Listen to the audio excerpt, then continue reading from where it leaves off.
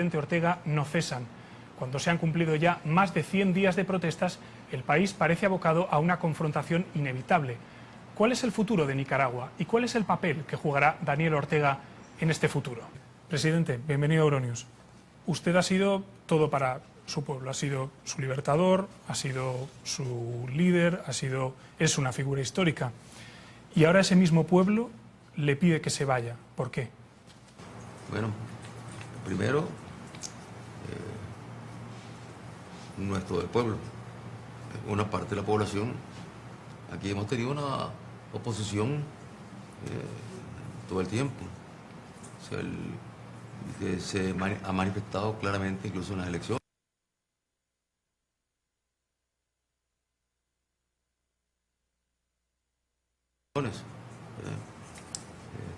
Nosotros hemos tenido elecciones en las que participamos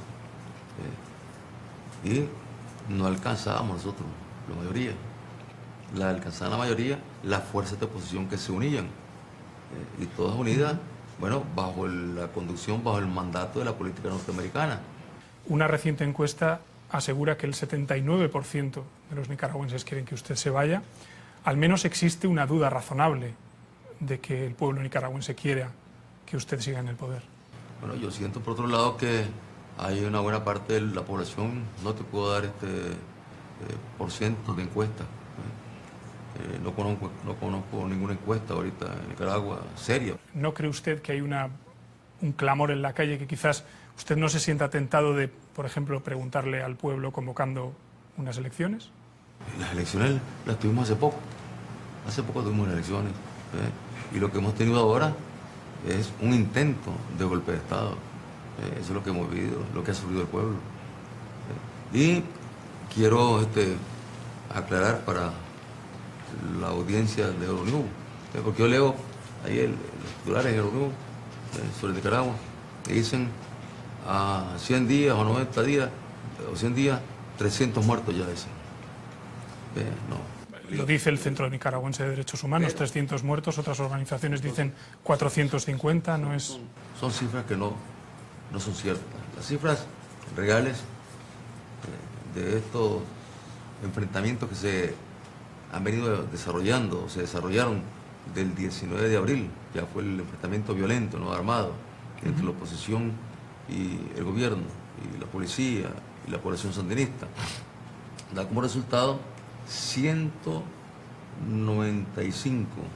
Claro, si a esto le agregamos lo que es el promedio de fallecidos que tenía Nicaragua antes del 18 de abril, que es uno de los índices más bajos en la región, estamos hablando de 2 fallecidos diarios por crímenes comunes. Entonces, claro, si a esto le sumamos 2 diarios, tendríamos 180 más. ¿Qué es lo que hacen estos organismos de derechos humanos? Juntan todo. O sea, según usted, manipulan las cifras para que haya más muertos. Las manipulan. Juntan todo. O sea, ¿cómo te explicas que en este periodo no han habido fallecidos por delitos comunes? Eso no es lo que dicen las organizaciones. Las organizaciones que hablan de estas cifras no dicen que no haya delitos comunes, sino que los muertos por las protestas son entre 300 y 400, que es una cifra bastante... Sí, lo que hacen es sumar todo, ¿sí? Juntar todo. Todo el que aparece fallecido, lo ponen como fallecido como resultado de estos enfrentamientos. Lo que no entiendo es, usted mismo dejó entrar, por ejemplo, al Centro Nicaragüense de Derechos Humanos para que contara los muertos, porque ahora de repente se estarían manipulando las cifras. Centros de derechos humanos que son financiados por los Estados Unidos, precisamente para estar manipulando cifras. Lo que yo me pregunto es, ¿usted considera que tiene alguna responsabilidad como presidente del país? Porque ahí está claro, independientemente de las cifras que estemos manejando, que usted maneja unas y el resto de centros internacionales maneja otras, ¿usted considera como presidente que tiene alguna responsabilidad por el hecho de no haber sido capaz de mantener la seguridad de sus ciudadanos? Bueno, la verdad es que enfrentamos a un enemigo poderoso, que intervino militarmente en Nicaragua en varias ocasiones, Estados Unidos, y sigue interviniendo en Nicaragua. Me resulta interesante porque usted ya ha mencionado en algunos casos que estas protestas están financiadas por Estados Unidos, pero no he visto ninguna prueba todavía. ¿Tiene usted pruebas? Claro, claro que sí. ¿Por qué no las ha mostrado todavía? Están todas las cuentas, ¿sabes?, que los organismos de Estados Unidos, a través de USAID y otros organismos norteamericanos, bueno, envían a toda esta gente, incluso dicho por ellos públicamente, ya anunciados por ellos, las cantidades de millones que asignan a Nicaragua para la democracia, dicen ellos. Pero son fondos que luego se desvían, ¿para qué? Para desestabilizar el país, provocar la violencia y estimular acciones armadas, como la de estas bandas que han estado cometiendo crímenes desde el año 2007 que nosotros retomamos el gobierno. O sea, según su perspectiva, simplemente son unas protestas organizadas por la financiación de Estados Unidos, que no tienen nada que ver, no tienen ninguna conexión con el pueblo nicaragüense. Tiene que ver con parte de la población que está afiliada a fuerzas de oposición, a grupos de oposición, a partidos políticos de oposición, que incluso están en el Parlamento, que tuvieron una parte activa en toda en lo que fueron los tranques. Cuando ustedes construyen la idea de estas protestas como una organización terrorista, como en algunas ocasiones le he escuchado decir, cuesta encontrar un cabecilla, no hay pruebas claras de financiación. No lo sé, no se sostiene demasiado esta versión. Mira, si procediéramos nosotros a detener a los cabecillas, ya me imagino la reacción que habría. Si con lo que hemos hecho, que hemos estado capturando, deteniendo a los que están directamente, materialmente participando en las acciones terroristas, a los que están organizando y dirigiendo estas acciones terroristas, ahí salen los organismos de derechos humanos a hablar por ellos, a defender por ellos y a querer castigar a Nicaragua, y sale el Congreso de los Estados Unidos con resoluciones en contra de Nicaragua. Me gustaría comentarle, o me gustaría que me hablara sobre los paramilitares o parapolicías, porque tienen un rol que no está muy claro. Algunos y muchos testimonios hablan de que colaboran con sus fuerzas de seguridad. Y son personas que cometen crímenes, o que ha habido testimonios de que prácticamente, bueno, por ejemplo, Amnistía Internacional habla de ejecuciones extrajudiciales. O sea, Amnistía Internacional no ha presentado una sola prueba. Lo que sí está claro, de forma pública, cómo grupos paramilitares organizados por los golpistas, por la derecha, han asesinado en los tranques, incluso han filmado los asesinatos, han torturado primero a jóvenes o a ciudadanos, los han torturado por ser sandinistas simplemente, los torturan y luego los asesinan y después les pegan fuego y bailan alrededor de ellos. Es una cosa totalmente de terrorismo. Y Amnistía Internacional no dice una palabra sobre eso. Y la CIDH no dice una palabra sobre eso. Cuando también agarran a un policía y le hacen lo mismo y lo queman. O sea, sacan las tomas en los videos. Vos podés buscar eso en los videos, cómo torturan ellos a la gente. Es que hay muchísimos ejemplos de que estos paramilitares colaboran con sus fuerzas de seguridad.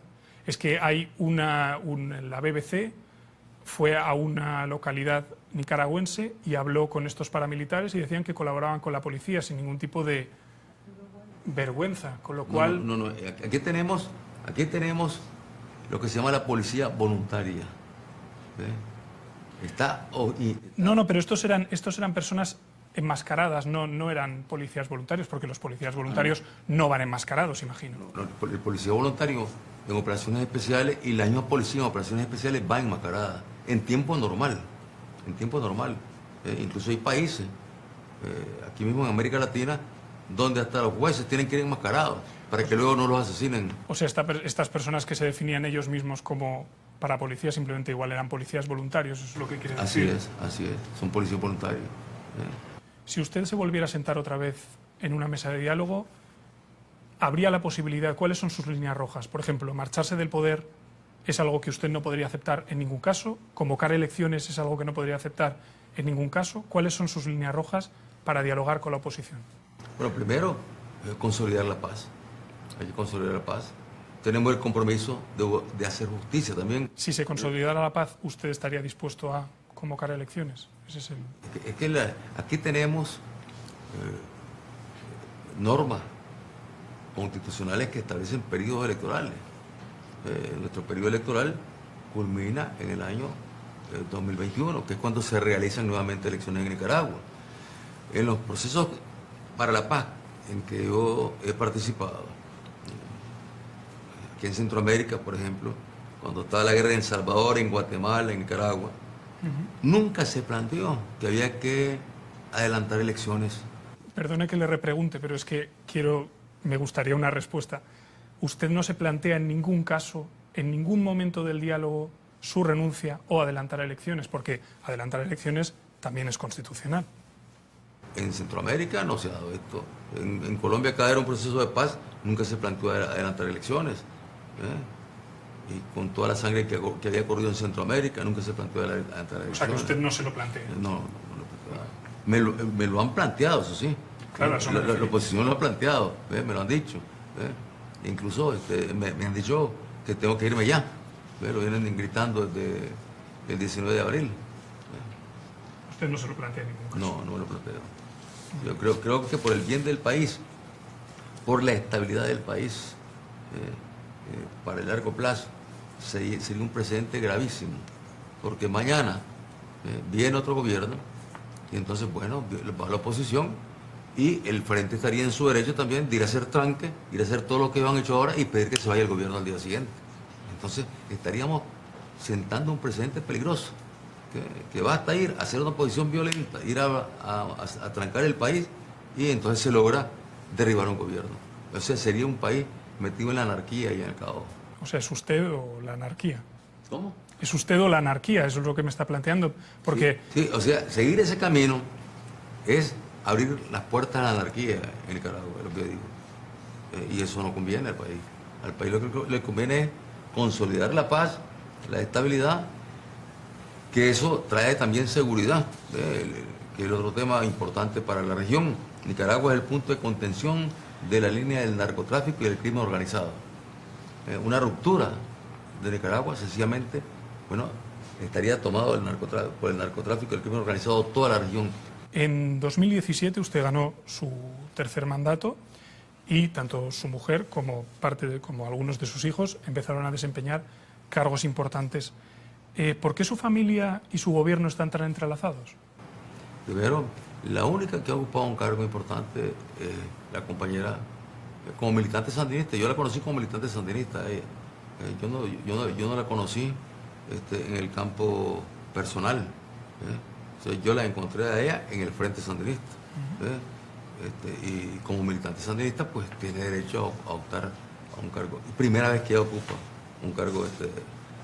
Mis hijos están dedicados a la televisión, están dedicados al periodismo, eso estudiaron. O sea, bueno, están dedicados también al petróleo. No, ninguno. Bueno, ninguno. Eso es lo que dicen nuestros adversarios. Sencillamente, primero, nosotros no somos un país petrolero. Aquí los que manejan la operación petrolera son las grandes empresas transnacionales.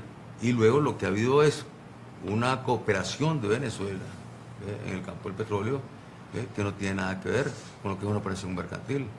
Bueno, pero es una relación con el petróleo, aunque ustedes... Sí, pero esa no la han manejado mis hijos. Porque hay una sensación de que las diferencias entre su gobierno, por eso se lo pregunto, entre su gobierno y su familia están un poco... Yo conozco la experiencia de la dinastía aquí en Nicaragua. Somoza, fundador de la dinastía, impuesto por los gringos, ¿no? Luego Somoza, ¿qué hizo? Mandó a su hijo a West Point y luego lo nombró jefe de la guardia, jefe del ejército. A su otro hijo, lo mandó a estudiar a Estados Unidos y luego lo nombró diputado en la Asamblea Nacional.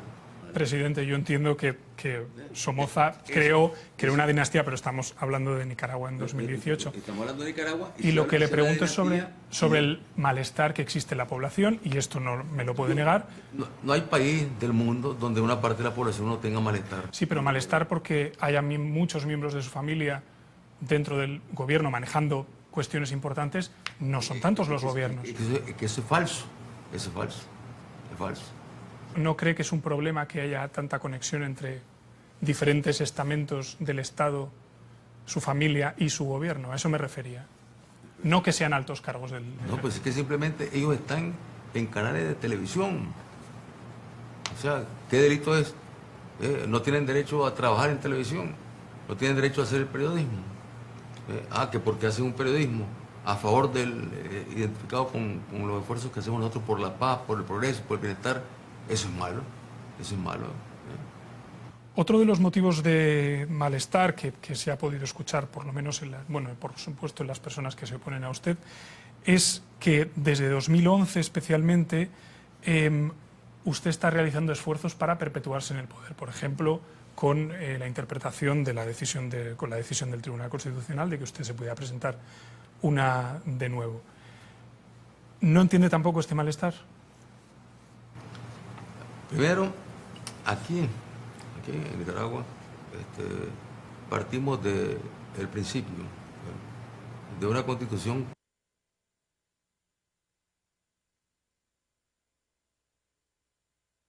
que nació con la revolución en el año 1984.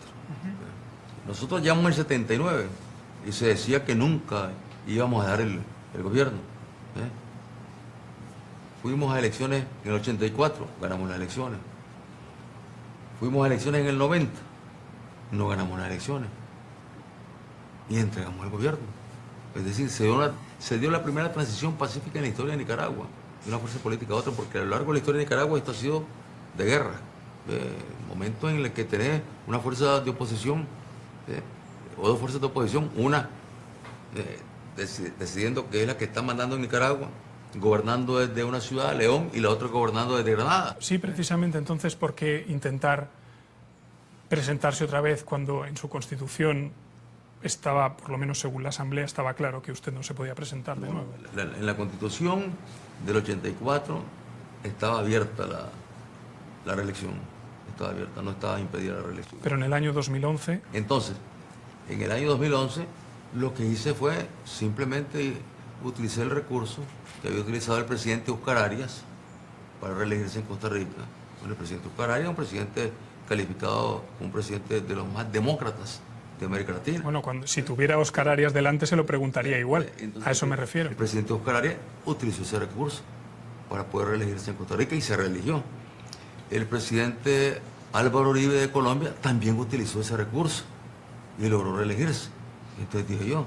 Y tanto en Costa Rica y sobre todo en Colombia generó la misma pregunta que le estoy haciendo yo a usted. Entonces digo yo, si es bueno para el ganso, también es bueno para la gansa. O sea, son principios que están ahí. La pregunta es, jugar así o intentar ser reelegido de nuevo cuando la Constitución especifica que no está en el espíritu de la Constitución, ¿es bueno independientemente de que lo haga? ¿Es bueno o malo como principio, le pregunto? Se buscó una vía constitucional, dentro del marco constitucional, y luego se reformó nuevamente la Constitución. La Constitución actual deja las puertas abiertas, no impide la reelección, porque fue reformada. Sí. Para que usted pudiera presentarse. Para cualquiera. A este respecto, precisamente desde 2011, bastantes índices bastante serios que estudian la democracia en todos los países del mundo aseguran que la democracia en Nicaragua se ha deteriorado precisamente por esta pregunta que le estaba haciendo, por sus supuestos movimientos para intentar perpetuarse en el poder. ¿Considera que Nicaragua es una democracia? Es una democracia. ¿Por qué? Porque al final de cuentas es el pueblo con su voto el que decide. Es el pueblo con su voto el que decide. Yo creo que al pueblo no se le puede impedir decidir, así como también pues por qué existen sistemas en Europa, por ejemplo, donde puede haber reelección indefinida. Es bueno para los europeos nada más, es malo para los latinoamericanos. No puede ser. Creo que son principios universales que al final de cuentas es el pueblo el que tiene que decidir con su voto si elige o no elige a una persona, si reelige o no reelige a una persona. Yo traté de reelegirme en el año 1990 y el pueblo no me dio el voto. Muchas gracias por estar con nosotros en Euronews y le agradezco mucho que nos haya concedido esta entrevista. Gracias.